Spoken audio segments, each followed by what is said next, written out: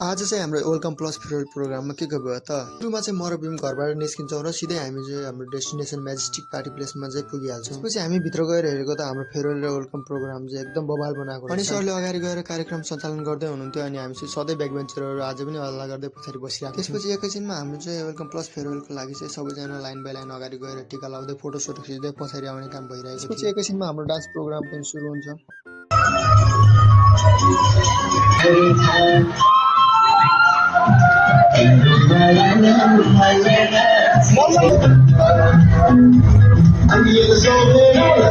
प्रोग्राममा चाहिँ नेपाली हिन्दी र थारू सबै सङ्गमा डान्स भइरहेको थियो। अनि एकैछिनमा केटाहरू कता हरायो भनेको त एक्लै एक्लै खाना पो आएको रहेछन्।